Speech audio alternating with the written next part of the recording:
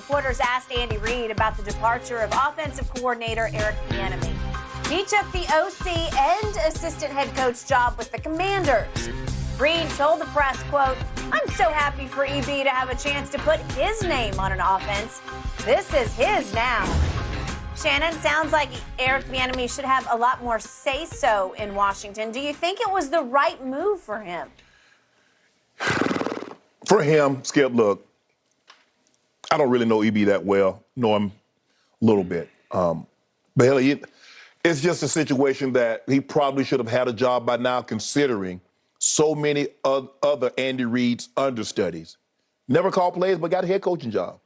For the life of me, I can't understand how Matt Nagy never called a play and got a job. He's the one where you say, what? Yes. Yeah. Frank Wright didn't call plays under Doug Peterson. No. Doug Peterson didn't call plays under Andy Reid. Nope. And they got jobs, but they used that against EB to say, well, and guess what's going to happen, Skip? EB might go and have a good success in Washington. I hope he does. Considering who the quarterback's going to be, maybe they draft a quarterback, maybe they like Sam Howell. But guess what they're going to do, Skip? If EB has success, that's Andy Reid's offense. And he ain't come up with his own offense. You think so? I don't know.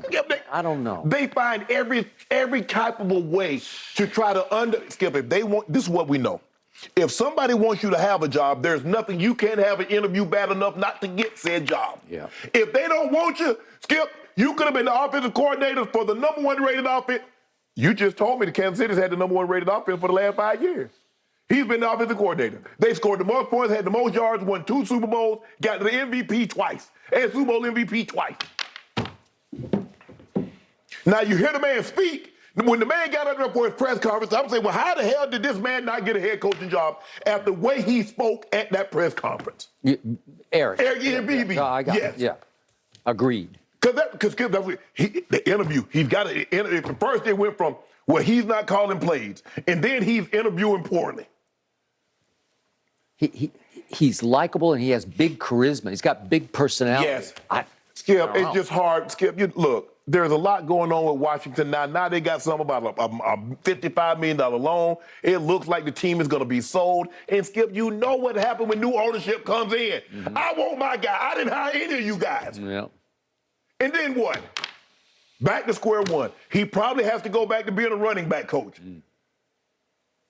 Is it the right decision? I don't think it's the right decision. But hey, EB is like, I'm tired of waiting. They're never, as long as Andy Reid, I'm up under Andy, I'm never going to get the credit that I deserve. So let me take a leap of faith on my own, given that Skip, he's looking at like, what the hell do I have to lose? I can't get a job with Andy. I can't get a job, and I'm right there next to Patrick Mahomes. Agreed. When everybody else that has ever been right next to a great quarterback has gotten jobs. Yeah. How many guys did Brett Favre get jobs for? How many jobs did Tom Brady get jobs for? Hell, Ray Lewis on the defense side. How many head coaches Ray Lewis done touched? Good point. Marvin Jack Del Rio, Mike Smith, Rex Ryan. Mike Nolan. A whole tree of them. Yep. EB. EB. Now what to do, Skip? Oh, it's all Patrick Mahomes. You ain't had nothing to do with that. But Tom Brady, so when Tom Brady blessing all these guys, they don't nobody say nothing about Tom Brady. They did a great job. You see how they came up schematically, they did. I wish EB the best. I really do, Skip, but it's just hard for me to see a scenario with the lack of quarterback talent that they have in Washington. Maybe Sam Howell is a diamond in the rough, and he turns out to be great. But Skip, it's just right now, I just don't see it. Maybe I don't see the forest for the trees, but I just don't see it. Okay, I'm going to go back to Andy Reid's quote, and I agree with every point you just made, but he said, I'm so happy for EB to have a chance to put his name on an offense. This is his now. He's working for Ron Rivera, who's a dear friend. This is still Andy Reid talking. And more of a defensive head coach than an offensive head coach, which is true. Ron Rivera, all about defense. That's good for EB. Right. So Andy concludes, so this allows EB to do his thing. Agree. How the other guys got head coaching jobs, I don't know, except for the color of their skin. Yes.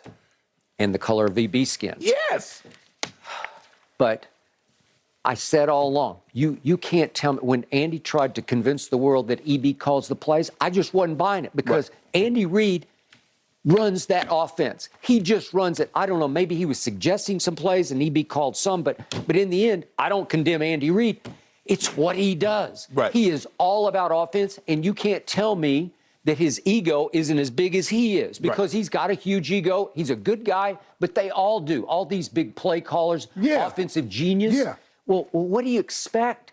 Do you think Matt Nagy had any input? He had no input into what's going on. It's Andy Reid. Right. Plus, Andy Reid went and said, I want that kid at Texas Tech. I'm going to trade up from 27 to, 10? 27 to 10. Yeah. I'm going to snatch him right out from under everybody, and I'm going to show you what I just wrought here. I wrought a dynasty. Okay, God bless you. Yeah. You did all that. Yes. Well, it's too easy to say EB's just going along for that ride, because the truth is he probably did go along for much of that ride just the way Nagy and all the rest of them went along. We're along for a great ride. Okay.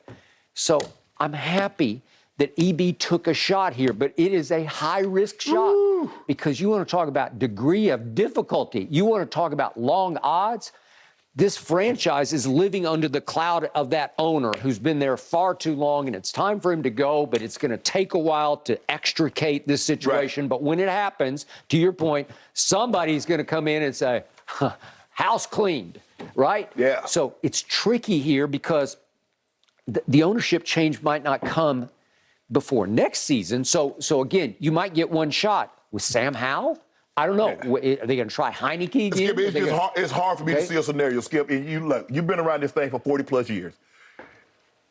OCs don't get jobs, head coaching jobs, with mediocre to average quarterbacks. No. They get it with great quarterback play. I mean, unless you pulled a rabbit out of your helmet, like if you could have one of those shock the world years where you stole the NFC East, or with a 9-8 record, or where you got Sam Howell. Again, I saw him one time against my Cowboys, and he looked pretty good. And my Cowboys got destroyed in that final regular Brock Purdy season game. looked like a Hall of Famer against your Cowboys. He did. Okay, I got you. Bingo, touche. I give you all the above. Will they draft a kid? Well, now you got a kid. Now you're really strapped, right? Yes. Will they go into the free agent market? Is it Jimmy G? Is it name somebody who's out there? I don't know. They can play for Aaron Rodgers or Derek Carr. Okay, maybe it's Aaron Rodgers. I don't know. I think Eric Bieniemy is talented. I think he did learn a lot from Andy Reid being there for as long as he was.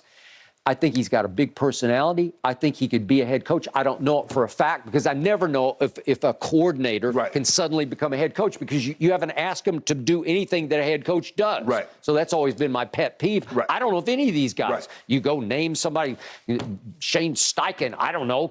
Is he a genius? I don't know. So the point is, the question, let me ask you, do you think EB, because a lot of times what Mike would do, Mike Shanahan. Coach, Coob ran the offensive meeting aspect of it. Okay. Mike sat in the back, or sometimes he was going upstairs watching film, but Coob ran everything. I guess he was preparing him, but okay, he was. This is kind of how you do it. Okay. And I remember Tony Dungy saying is that Denny Green, he allowed him to do everything, even though he was the DC. He allowed him to do everything a head coach would do. Rare. He's like, he's in player personnel, with free, everything that we did. He said, because you're going to become a head coach, and you're going to need to know how to do these things, and I'm going to give you an opportunity to do it before you have to do it on the job. Okay. Situations I've been around. Jimmy Johnson was a defensive-minded head coach. Yeah, he wanted to sit in the defensive meetings with Dave Wanstead. Yeah.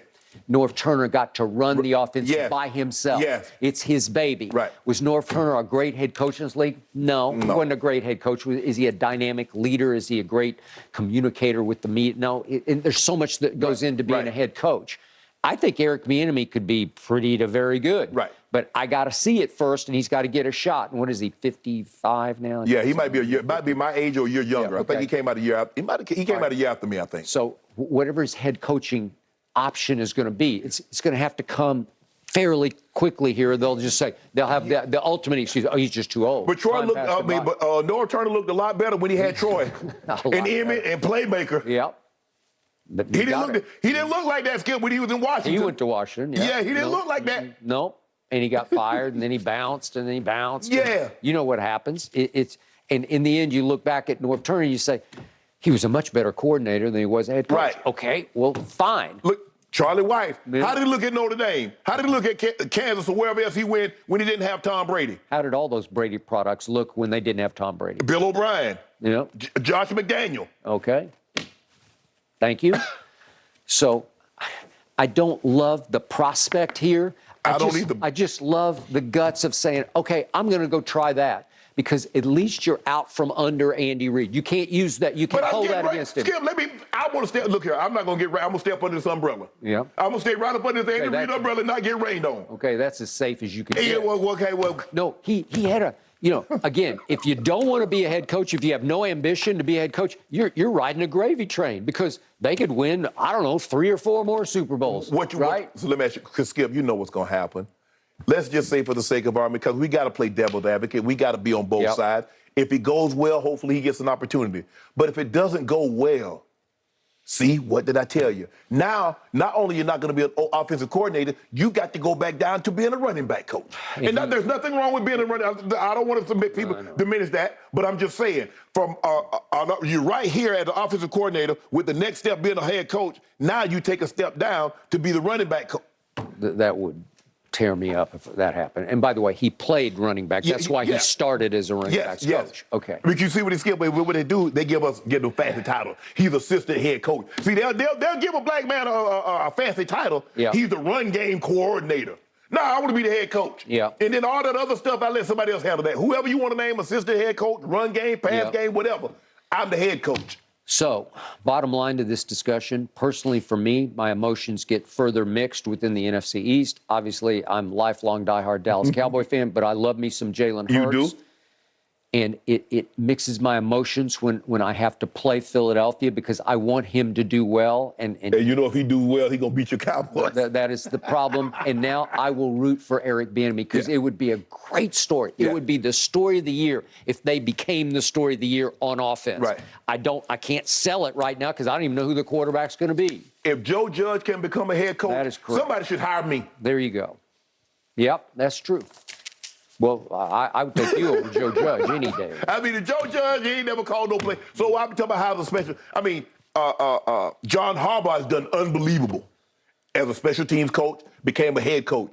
But those are few and far between. Yeah, but his father was a very good coach, and obviously his brother became a good coach. It's almost in their blood. But see, it seems like everybody, he was up under Coach Belichick. He has to be good. And not one of Coach Belichick's assistant has been good outside of him. Matt Patricia, none of them. You name one that's been decent outside from under. They didn't have Tom. When they had Tom Brady, they were great. Romeo. Charlie, Bill O'Brien, Matt Patricia, Joe Judge. Is there any been? Nope.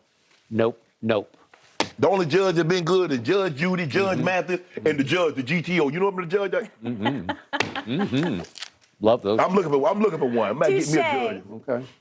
I don't think so, though. No. Extra points for that one, Shannon.